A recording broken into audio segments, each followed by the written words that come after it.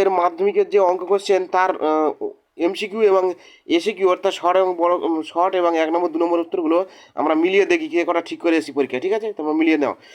একের দেখে যে এইটা গড় নির্ণয় করতে দিয়েছে, এটা তোমাদের সেটগুলো হয়তো আলাদা আলাদা দিয়েছে, দাগ নম্বরগুলো তোমরা না মিলিয়ে তোমরা ওই অঙ্কগুলো মিলিয়ে দেখবে অঙ্কগুলো ঠিক আছে কিনা, মানে অঙ্কগুলো মিলিয়ে তার উত্তরগুলো দেখবে। আমি দেখলাম অন্য অন্য অঙ্ক মানে সেটগুলো আলাদা আলাদা কোশ্চেন দেওয়া আছে, মানে একের দাগের, 4-এর দাগের, 5-এর দাগের, 9-এর দাগের, এরকম দাগ নম্বর পাল্টাপাল্টি করা আছে।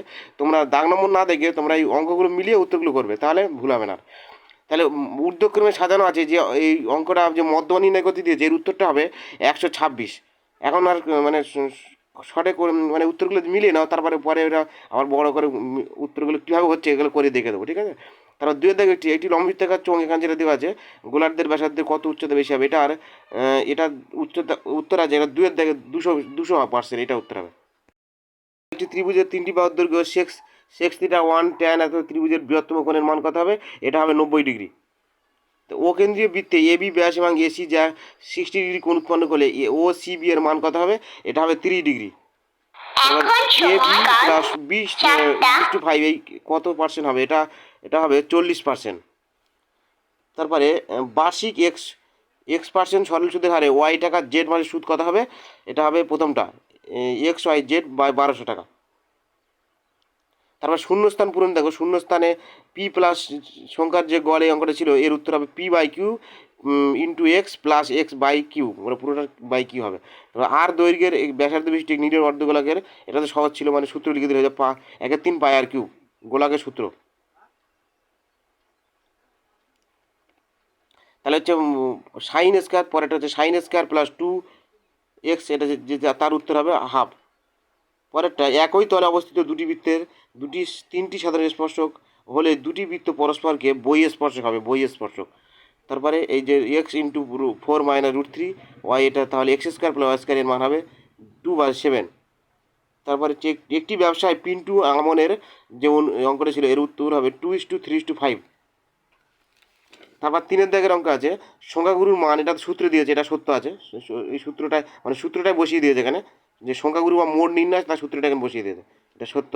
তাহলে শঙ্কুর আয়তন x ভূমিতলের ক্ষেত্রফল, এটা হলে এটা মিথ্যা। এখানে সত্য মিথ্যাগুলো অধিকাংশ সব মিথ্যা, একমাত্র এটা সত্য, এই যে ABCD বৃত্ত চতুর্ভুজের এইগুলো এটা সত্য, আর এই প্রথমটা সত্য, আর বাকিগুলো প্রায় সব মিথ্যা, সব মিথ্যা। এখানে মিথ্যা যারা দিয়ে আসবে সবগুলো যদি আন্দাজে মিথ্যা দিয়ে আসে তাহলে সব ঠিক হয়ে যাবে। তারপরে প্রশ্নগুলি উত্তরগুলি মিলিয়ে দেখো। তারপরে এখানে অঙ্কে 2 নম্বরের যে উত্তরগুলো দেওয়া আছে 4-এর দাগ থেকে 2 নম্বরে, এখানে n = 50 হবে।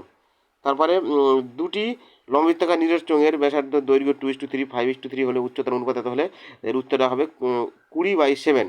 তারপরে একটি আয়তঘনকের ধারগুলির সংখ্যাগুলো, এর উত্তর হবে a = 7। তারপরে cos⁴ এবং sin⁴ 2/3, এর উত্তর হবে 43। তারপর সাইন 30 ডিগ্রি, কস 15 ডিগ্রি, কস 2 থিটা এর মান কত হবে? 0 ডিগ্রি। ABCD আয়তক্ষেত্রের অভ্যন্তরে 0 বিন্দু দিয়ে মানে ও বিন্দু দিয়ে এমন অবস্থিত OBPS, এটা হতে হবে 6.2/3 সেমি। এই দাগেরটায় যে SPT QS এর মানটা আমি ঠিকমতো উত্তর খুঁজে পাইনি, তাড়াহুড়োতে বার করতে পারিনি, তবে পরের চেষ্টা করবো আবার। দুটি সদিশ ত্রিভুজের পরিসীমা যথাক্রমে 27 এবং 16 সেমি। প্রথম ত্রিভুজের একটি বাহুর দৈর্ঘ্য 9 সেমি হলে দ্বিতীয় ত্রিভুজের, এর সূত্র আছে, সূত্র হচ্ছে প্রথম ত্রিভুজের পরিসীমা বা দ্বিতীয় ত্রিভুজের পরিসীমা, এই সূত্র শর্টকাট এটা অঙ্কটা ছিল বলে এখানে লিখে দিয়েছি আমি। তারপর 16, আর এটা হচ্ছে 9/x, দ্বিতীয় যে বাহুর দৈর্ঘ্য আছে সেটা x ধরে নিয়েছি, তাহলে এটা কাটাকাটি করলে 16/3 হয়, 5.3 হয়, ঠিক আছে? তারপরে অঙ্কটা যদি x সমানুপাতিক y, এইটা অঙ্কটার উত্তর হয় 4:1। তারপরে এটা তো যেটা কে ধরে অঙ্ক ছিল, এটা কে ধরলে হয়ে যেত, x=2k এরকম ধরলে হয়ে যেত, এটা 50/11। তারপর হচ্ছে একটি কোনো ব্যবসায় AB মূলধন অনুপাত হচ্ছে 3:2, লাভের 5% দান করার পর এটা থাকে 2100 টাকা। তারপর বার্ষিক সরল সুদের হার 5.5% হারে 4.5% এক ব্যক্তির প্রাপ্য বার্ষিক সুদ এত টাকা হলে এটা হচ্ছে 25,000 টাকা। এবার তোমাদের একটা জিনিস বলি, যে তাড়াহুড়োতে হয়তো করেছি, একটা দুটো মিস্টেক হয়ে অনিচ্ছাকৃত হয়ে যেতে পারে, তার জন্য তোমরা কিছু মনে করবে না, যে তাড়াহুড়োতে হয়তো হয়ে যেতে পারে, ঠিক আছে? আর এইগুলো অঙ্কগুলোতে এমনি বড় অঙ্কগুলো অনেকটা কমন এসছে, পিথাগোরাস উপপাদ্যগুলো এগুলো কমন এসছে প্রায়, এগুলোতে রুট জ্যামিতিক উপায় এগুলো কমন এসছে, ঠিক আছে? এই পর্যন্ত অঙ্ক ছিল, তোমরা মিলিয়ে দেখে নাও কে কটা ঠিক করেছো। তাহলে আজকের ভিডিও এই পর্যন্ত। Thank you. অবশ্যই কমেন্ট করে জানাবে।